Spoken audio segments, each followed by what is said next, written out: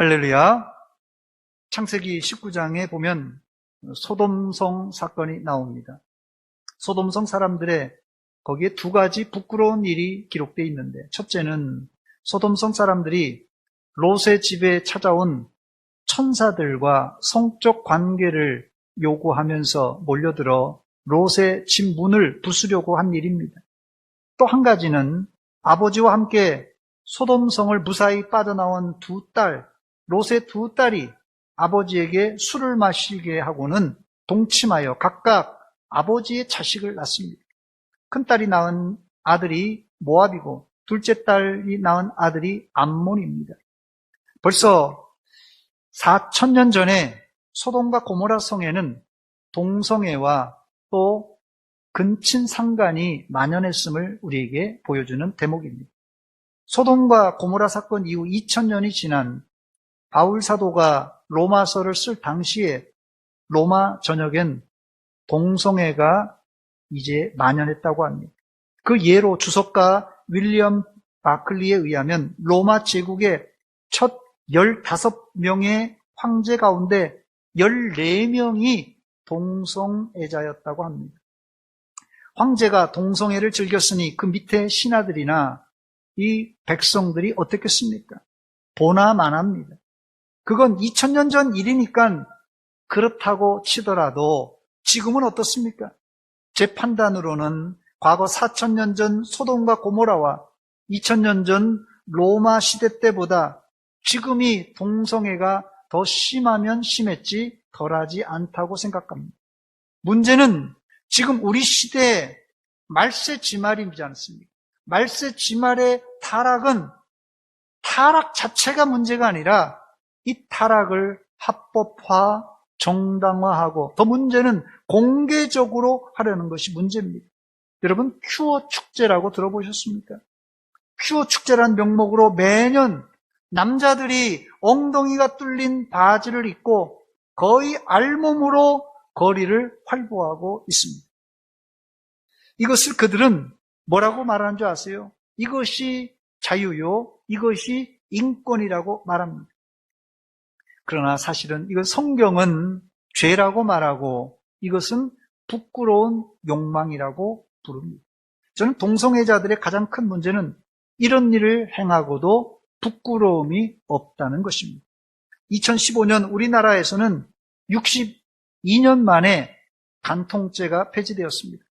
간통죄란 2년 이하의 징역과 500만 원 이하의 벌금이 부과되는 중죄입니다. 그러나 6년 전 간통죄는 개인의 행복 추구권과 인권이란 이름으로 폐지되었습니다.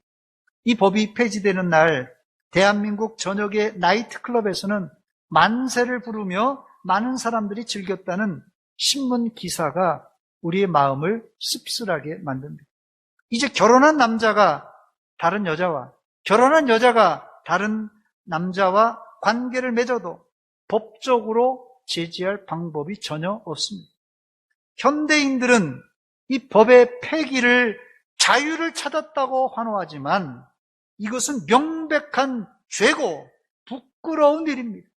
이제까지 사람들은 2년 이하의 징역과 500만 원 이하의 벌금 때문에 드러내놓고 간통을 저지르지 못했지만 이제부터는 남의 눈치 안 보고 당당하게 할 수 있는 세상이 되고 말았습니다.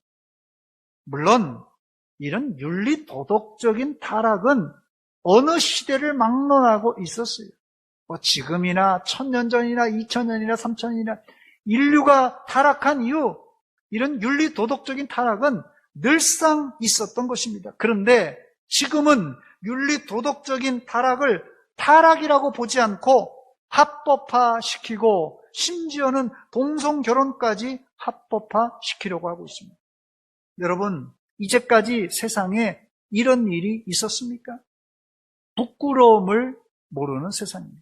첫 번째로, 그래서 바울은 복음을 말하면서 바울의 복음은 하나님의 진노로 시작합니다. 복음의 출발이 하나님의 진노입니다. 로마서는 바울이 쓴 여러 서신 중에 가장 복음을 잘 표현해 놓은 서신이라는 평가를 받습니다. 로마서 1장 1절로 17절까지가 이 로마서에 보내는 인사말과 서론이라고 한다면 오늘 제가 읽은 본문 18절부터가 로마서의 본론인데 바울 사도는 복음의 본론을 시작하면서 하나님의 진노를 말합니다. 역설적으로 이것이 복음입니다. 복음은 복된 소식이지만 죄에 대해서는 진노와 심판을 선언합니다. 세례 요한과 예수님이 그랬고 바울 사도도 그 길을 따릅니다. 회개하라 천국에 가까웠느니라는 말씀은 다른 말로는 회개하지 않으면 지옥 간다는 말입니다. 실제로 세례 요한은 회개하지 않고 빤빤하게 세례받는 현장에 찾아온 바리새인들과 또 사두개인들을 향하여서 마태복음 3장 7절에 독사의 자식들아 누가 너희를 가르쳐 임박한 진노를 피하라 하더냐고 하면서 호통을 쳤습니다. 여러분, 이 독사의 자식이라는 말은 예나 지금이나 우리나라나 이스라엘이나 시대와 지역을 불문하고 가장 큰 욕 중의 욕입니다. 독사의 자식에게 기다리는 것은 임박한 진노와 심판밖에 없습니다. 그러나 하나님의 진노는 사랑의 다른 표현입니다. 만약 자녀가 잘못 가고 있는데 부모가 잘한다고 오냐만 한다면 그건 사랑이 아니라 저주요 심판입니다. 그래도 나에게 잔소리 해주고 싫은 소리 해주는 배우자와 부모님이 있다는 것이 여러분 감사하시기 바랍니다. 지금 한국교회는 많은 사람들로부터 손가락질을 받고 있는데 그 이유는 사랑과 용서는 있는 것 같지만 회개하라는 설교가 희미해졌다는 평을 받고 있습니다. 또 한국교회 이 기복적인 신앙을 조장했다는 그런 이런 평판을 받고 있습니다. 기복신앙의 초점은 이 땅에서 잘 되는 성공이 목적입니다. 누가 보더라도 여러분 누구에게든지 예수 믿고 복 받고 예수 믿고 성공하자는데 싫어할 사람이 누가 있겠습니까? 그러나 복이 신앙의 목적이 되어서는 안 됩니다.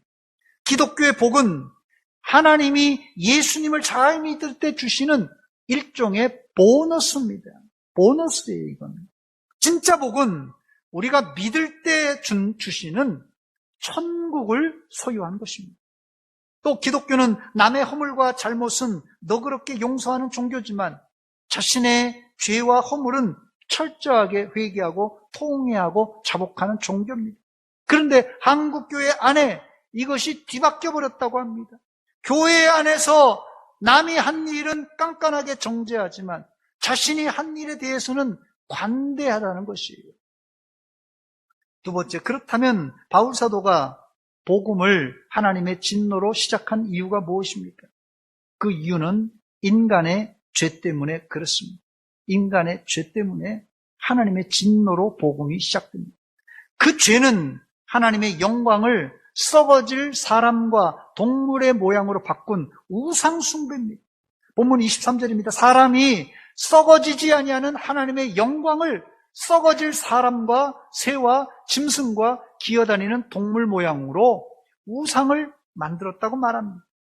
죄로 인해 영안이 가려진 인간은 하나님의 영광을 썩어질 인간의 우상으로 바꾸어 버렸습니다. 그래서 하나님께서 진노하신 것이에요. 여러분, 엿장수가 이 1분의 가위질을 몇 번 하신 줄 아세요? 몇 번 하죠? 몇 번이요?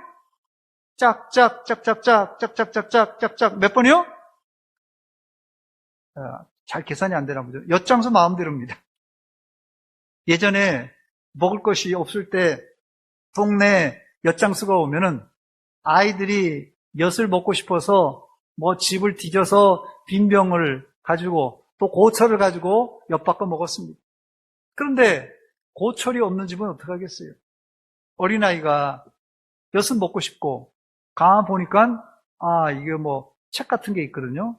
형이 한 달 전에 산 새 정과를 엿 바꿔 먹고 또 그것도 없는 집은 부엌에 가서 쓰고 있는 냄비나 솥단지를 가지고 엿바꿔 먹습니다.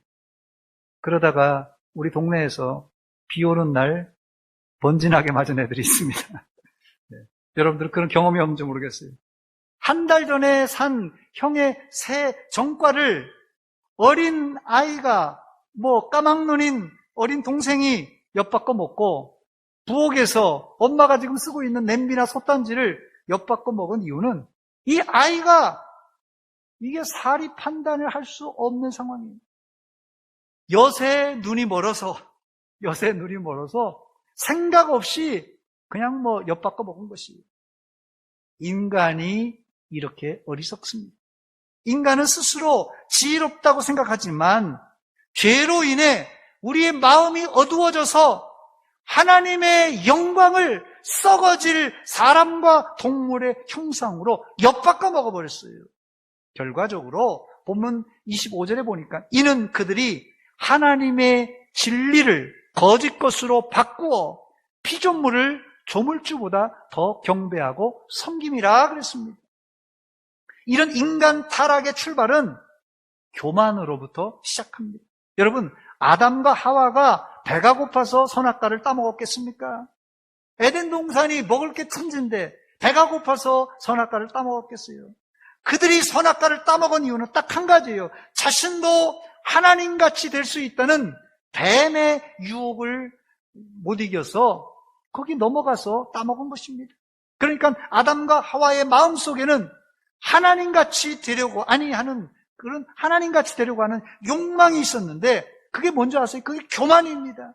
이 교만은 하나님보다 더 높아지려는 욕망인데 이 욕망이 결국은 우상숭배로 이어지고 이 우상숭배자는 백발백중 음행으로 이어지게 돼 있어요. 이거는 성경에 나오는 교과서입니다. 교만이 우상숭배로, 우상숭배가 결국은 음란으로 갑니다. 세 번째, 바울사도의 복음인 인간의 구원은 죄를 인정하는 것부터 시작합니다. 로마서 3장 10절로 12절입니다. 기록된 바 의인은 없나니 하나도 없으며 깨닫는 자도 없고 하나님을 찾는 자도 없고 다 치우쳐 함께 무익하게 되고 선을 행하는 자는 없나니 하나도 없도다. 이것을 신학적으로 인간의 전적 타락이라고 말합니다. 의인은 없나니 하나도 없다는 말은 인간의 절망적인 절규입니다. 여러분. 그런데 이런 고백을 여러분 아무나 하는 것이 아닙니다. 인간이 구원받는데 가장 큰 방해물은 어떤 큰 죄를 짓고 작은 죄를 짓고 이게 문제가 아니라 제일 큰 장애물이 뭔지 아세요? 자기의 죄를 합리화시키고 자기의 죄를 변명하는 겁니다. 예수 믿지 않는 사람들 중에 자신은 법 없이도 살 수 있다 하는 사람 혹시 여러분 집에도 있는지 모르겠어요. 여러분 동네에도 있는지 모르겠어요. 저 사람은 법 없이도 살 수 있는 사람이다. 내가 이제까지 남에게 60평생, 70평생, 80평생 살면서 나는 다른 사람에게 해코지한 적 한 번도 없고 나는 진실하고 바르게 살았다 하면서 나 같은 사람이 천국 안 가고 누가 천국 가겠느냐. 이 자신만만한 사람들이 우리 주변에 있습니다. 우리가 인간적으로는 참 착하게 잘 살았다 우리가 인정할 수 있지만 그러나 기독교에서는 이런 논리가 허용될 수 없습니다. 뭐가 문제입니까? 이 사람의 진짜 문제는 바로 자기 자신이에요. 기준이 잘못됐어요. 기준이 사람이에요. 자기가 기준이 된 거예요. 자기가 판단할 때 나는 남에게 해를 끼치지 않고 잘 살았다고 판단하고 또 다른 사람도 주변에서 보기에도 저 사람은 정말 참 착한 사람이다. 도덕적으로 윤리적으로 흠이 없는 사람이다. 참 잘 살았다. 법 없이도 사는 사람이라 이렇게 칭찬할 수 있지만 이 사람도 여전히 하나님 앞에는 죄인입니다. 여러분들은 바울 사도가 다윗의 시편을 인용하여 고백했던 의인은 없나니 하나도 없다는 말을 인정하는 겸손한 죄인이 되시기를 주의 이름으로 축원합니다. 겸손한 죄인이란 말이 어폐가 있는 말입니다만은 여기서부터 하나님의 구원 사역은 시작됩니다. 이런 겸손한 죄인을 성령님께서 감동하셔서 죄를 죄로 인정하게 하시고 바로 회개의 자리로 나오게 만드는 것입니다. 성령님이 여러분의 마음을 감동하실 때 여러분들은 겸손하게 회개하고 구원받아 천국의 백성 되시기를 주의 이름으로 축원합니다. 네 번째, 이렇게 쉽게 회개하고 예수 믿는 사람만 있으면 얼마나 좋겠습니까? 문제는 죄를 죄로 인정하지 않고 죄를 계속 짓는 사람이 이 세상에는 더 많습니다. 이런 강팍한 사람들을 하나님은 반드시 심판하신다고 말씀하셨어요. 오늘 본문에 나오는 사람들은 육신의 욕망을 채우기 위해서 수단과 방법을 가리지 않는 사람들입니다. 심지어는 남자가 남자와 서로 음욕을 불듯한다고 말하고 있어요. 본문 27절 말씀입니다. 그와 같이 남자들도 순리대로 여자 쓰기를 버리고 서로 향하여 음욕이 불듯함에 남자가 남자와 더불어 부끄러운 일을 행하여 그들의 그릇 때문에 상당한 보응을 그들 자신이 받았다 말합니다. 이들은 쾌락을 위해서라면 무슨 짓도 할 수 있는 그런 사람들입니다. 그러고도 이들은 사람들에게 우리가 잘못한 게 뭐 있냐? 우리가 남자가 남자들끼리, 여자가 여자들끼리 좋아해서 우리가 성행위를 하는데 너희들한테 피해 준 것도 없는데 우리가 잘못한 게 뭐 있냐? 항의합니다. 여러분, 이렇게 항의하는 사람들에게 여러분 뭐라고 하시겠습니까? 여기서 우리는 율법의 매우 중요한 기능을 우리가 발견하게 되는데 로마서 3장 20절입니다. 그러므로 율법의 행위로 그의 앞에 의롭다 하심을 얻을 육체가 없나니 율법으로는 뭐를요? 죄를. 율법으로는 죄를 깨달을 수 있다고 말합니다. 율법의 역할은 죄를 죄로 깨닫게 해줍니다. 만약에 율법에 도둑질하지 말라는 법이 없다면 누가 도둑질해도 정죄할 수가 없어요. 그러므로 이들의 잘못이 무엇입니까? 성경은 동성끼리 좋아하는 것을 사랑이라고 절대 말하지 않습니다. 성경은 동성끼리 성행위를 하는 것을 음욕을 불릴 듯하는 음란한 행위고 부끄러운 욕망이고 그릇된 것이고 순리를 영리로 쓰는 잘못된 것이라고 정죄하고 있습니다. 이 말씀에 근거해서 우리는 동성끼리 성행위하는 것은 죄라고 말해야 됩니다. 구약 성경도 역시 동성 간 성행위를 강력하게 경고하며 처벌할 것을 말했습니다. 레위기 20장 13절 보니까 누구든지 여인과 동침하듯 남자와 동침하면 둘 다 가증한 일을 행한 것인즉 반드시 죽일지니라 그랬어요. 바울 사도는 음란한 도시 고린도에서 개척한 고린도 교회에 동성 간 성행위가 행행했습니다. 이 고린도라는 도시 자체가 이런 음란한 도시였어요. 이런 음란한 사람을 향하여서 이런 행동을 하는 사람은 천국에 절대 들어갈 수 없다 이렇게 못 박았습니다. 고린도전서 6장 9절입니다. 불의한 자가 하나님의 나라를 유업으로 받지 못할 줄을 알지 못하느냐?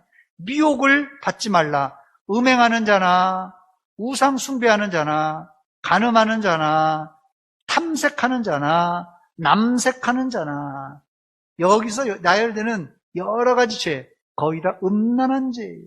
여러분, 음행하는 자, 우상 숭배하는 자, 간음하는 자, 탐색하는 자, 남색하는 자, 이 여러 죄들과 마지막에 기록된 이 남색하는 자는 어떻게 된다고요? 하나님의 나라를 유업으로 받을 수 없다고 경고하고 있습니다. 감사한 것은 고린도 교회는 전에는 이런 악한 일을 저지른 사람들이 고린도 지역에 살고 있었으니 당연하잖아요. 예수 믿기 전이니까 당연하잖아요. 그런데 이 사람들이 예수 믿고 이런 죄에서 떠나 거룩하고 의롭게 되었다고 바울 사도는 칭찬하고 있습니다. 고린도전서 6장 11절입니다. 너희 중에 이와 같은 자들이 있더니 복수입니다. 너희 중에 이와 같은 자들이 많이 있더니 주 예수 그리스도의 이름과 우리 하나님의 성령 안에서 씻음과 거룩함과 의롭다 하심을 받았느니라 그랬습니다. 그러나 바울 당시 로마 교회에 있던 사람들 중에는 이런 죄를 회개하기를 끝까지 거부한 사람도 있었습니다. 본문 28절 말씀 보니까 또한 그들이 마음에 하나님 두기를 싫어하며 하나님께서 그들을 그 성실한 마음대로 내버려 두사 합당하지 못한 일을 하게 하셨다고 말합니다. 결국 하나님은 끝까지 회개하기를 거부하고 죄 짓는 자들을 그냥 죄 가운데 내버려 두셨습니다. 여러분, 죄를 짓고 마음에 찔려야 정상입니다. 다시 말씀드립니다. 죄를 짓고는 마음에 찔려야 정상입니다. 아담과 하와가 죄를 짓고 부끄러워서 숨었습니다. 이게 정상이에요, 여러분. 그러나 말세 사람들은 죄 짓고도 부끄러워하기는커녕 아주 당당합니다. 부끄러움을 모르는 사람들입니다.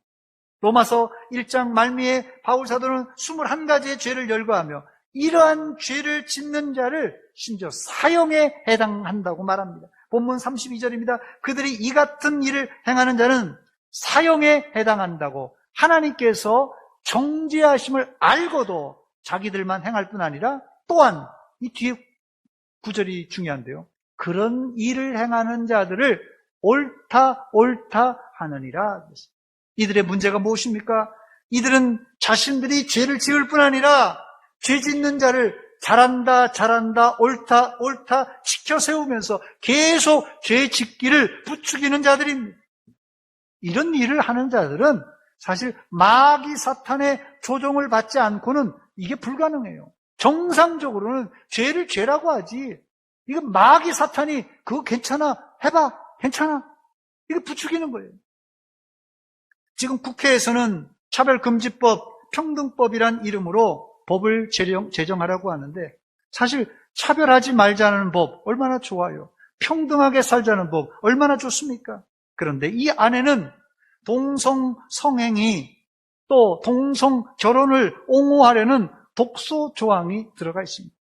국회의원들이 동성 성행위와 성전환 수술을 부추기고 이것을 반대할 경우 징벌성 벌금을 매기겠다는 태도는 이것은 한마디로 얘기해서 하나님의 법에 정면 도전하는 그런 행위입니다. 이건 하나님의 법에 노골적으로 선전포고하는 행위입니다. 저도 전에는 이 법에 대해서 물론 한두 번 들었습니다만은 이제까지 7번, 20대 국회까지 7번 국회에 상정되어 폐기되었는지는 사실 저도 잘 몰랐습니다. 그런데 이번에 차별금지법, 평등법이란 이름으로 21대 국회에 들어와서 작년 6월부터 시작해서 4차례 연속해서 이 법이 발의되면서 저도 이제 문제의 심각성을 깨닫게 되었습니다. 여러분, 동일한 법안이 4차례 연속해서 토시만 몇 개 바꾸어서 계속해서 발의된다는 뜻은 이번 21대 국회에서 차별금지법, 평등법을 입법하려는 강력한 의지의 표명이라고 밖에 볼 수 없습니다. 현재 미국과 영국 등 서방 국가에서 차별금지법, 평등법을 제정한 이후에 교회와 기독교인들의 피해가 이만저만한 것이 아닙니다. 그래서 서양의 기독교인들이 대한민국만은 제발 차별금지법, 평등법이 통과되지 않도록 막아야 된다고 계속해서 영국 변호사가 미국의 목회자들이 기도하고 호소하고 있습니다. 여러분들도 국회에서 제정하려는 차별금지법, 평등법을 기도로 막아주시기 바랍니다. 또한 반대 의견을 표시함으로 막아주시기 바랍니다. 사실 이렇게 얘기해도 아이고 뭐 동성애 하는 놈들이 뭐 어떤 놈들인가 보지도 못했고 뭐 어떤 놈들인가 지들끼리 하다가 그냥 뭐 하나님 심판받아 뭐 죽으면 됐지 이렇게 생각할지도 모르겠어요. 피부로 안 하도 알아요. 저도 사실 이게 동성애란 말이 이런 설교를 이런 왜 해야 되는가 참 스스로 마음이 참 부담이 됩니다. 그래서 제가 동영상을 하나 준비했습니다. 이 동영상은 영국 벨파스트에서 35년간 살다가 국내 귀국한 전 왕택 씨의 간증 이 영상입니다. 한 영상을 한번 보여주시기 바랍니다. 제가 살고 있는 영국은 종교의 자유가 있는 것 같지만 실상은 복음을 전하기가 쉽지 않습니다. 제가 직장에서 함께 일하고 있는 직원에게 복음을 전했는데 당신 이거 불법인 거 알아? 이렇게 말할 정도입니다. 평등법이라는 것이 있기 때문입니다. 이 법은 2010년에 제정이 되었는데 인종, 장애, 종교, 동성애 등을 이유로 차별하지 말아야 한다는 것입니다. 이것은 현재 영국 기독교인들에게 생각지도 못했던 결과를 가져왔습니다. 실제로 제가 살고 있는 벨파스트의 큰 교회 목사님이 이슬람교는 이교도며 마귀에 속한 것이라고 설교를 했는데 이것이 이슬람교인들에게 혐오를 줬다고 해서 경찰에서 이 목사님을 소환, 조사하는 일이 일어났었습니다. 이 교회는 벨파스트에서 가장 큰 교회이며 영향력이 매우 큰 교회입니다. 영국은 기독교가 매우 강한 나라였고 선교사가 아주 많이 내보냈던 곳이었기 때문에 이런 일이 일어날 것이라고는 상상조차 못했습니다. 경찰 소환 후 TV 기자회견 때 목사님은 죄 지은 사람처럼 고개를 숙인 채 사과라는 단어가 나올 때마다 고개를 끄덕이며 미안하다고 하는 장면을 보며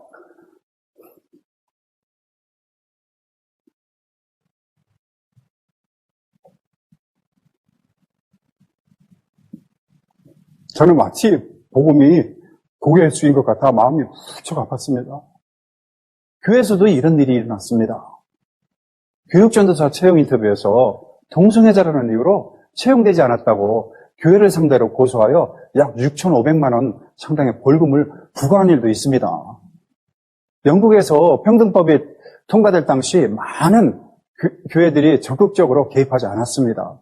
왜냐하면 평등법은 정치적인 문제이지 신앙이나 복음과는 직접적인 상관이 없다고 생각했기 때문입니다. 이런 사회적인 문제에 교회가 개입하면 그 교회는 복음적인 교회가 아니라 정치적인 교회라고 오해를 받기 때문입니다. 저는 거의 관심을 두지 않고 반대 서명을 한 것으로 나의 의무를 다한 것이라고 생각했습니다. 사실 저는 외국인이기 때문에 인종차별 반대는 저에게 오히려 도움이 된다고 생각을 했었습니다. 이것은 정치적, 사회적 문제라고만 생각했지 지금 와서 가만히 생각해 보니 이것은 복음을 전하지 못하게 하는 악법이었습니다.